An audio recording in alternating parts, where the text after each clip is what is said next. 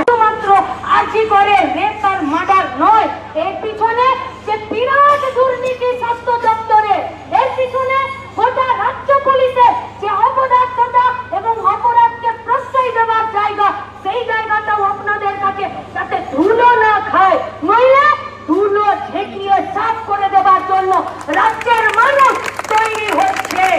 আর সাধারণ মানুষকে কেউ যাতে আন্ডার এস্টিমেট না করে, সাধারণ মানুষের প্রয়োজনে সিবিআই, সাধারণ মানুষের প্রয়োজনে পুলিশ, সাধারণ মানুষের প্রয়োজনে স্বাস্থ্য দপ্তর, আর সাধারণ মানুষের প্রয়োজনে অপরাধকে নিয়ন্ত্রণ করা আর অপরাধকে শেষ করার জন্য সিবিআই।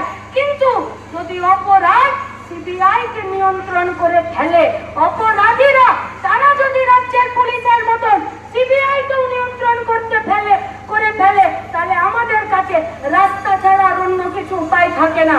আমরা আমাদের একজন আইনজীবী বলেছেন শুরুতেই, সংযুক্তা সেন, আমাদের পার্টির সম্পাদক, politburo member comrade Mohammad Selim এবং ডক্টর রামচন্দ্র ধোম, পার্টির পলিট ব্যুরো সদস্য, এবং আমরা মিলে গিয়েছি, কথা বলেছি। আমরা এটাও বলেছি, একদিন দেখেছিলেন আমাদেরকে সাহায্য করতে, আমাদের পার্টি বলেছেন বিচার দ্রুততার সাথে চাওয়ার জন্য যা সহযোগিতা লাগে শুধু আমাদের কর্মীরা নয়, গোটা রাজ্যের মানুষ করবে। কিন্তু আপনাদের কাছে দ্রুততা নিয়ে আসতে হবে, কর্মতৎপরতা নিয়ে আসতে হবে। তাই সাহায্যের জন্য গোটা রাজ্য তৈরি আছে। আর আপনারা যা চার্জশিট দিচ্ছেন, সেই চার্জশিটে যদি অপরাধীদেরকে ফাঁস তাহলে পালিয়ে যাবার রাস্তা আবার তৈরি হয়, তাহলে ফাঁস কি করে বন্ধ করে দিতে হয় সেটাও লাল ঝান্ডা জানে।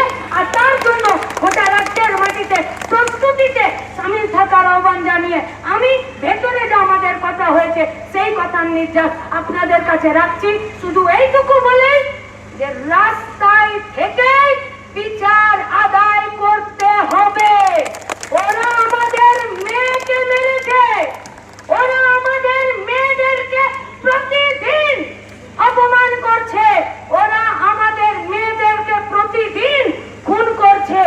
এরাও বাংলারই মেয়ে, তাই বাংলার মেয়েদের নিরাপত্তা আর সুরক্ষার জন্য এই পশ্চিমবঙ্গের একটা রাস্তাও বাকি থাকবে না গোটা রাজ্যের সাধারণ মানুষের দখল থেকে।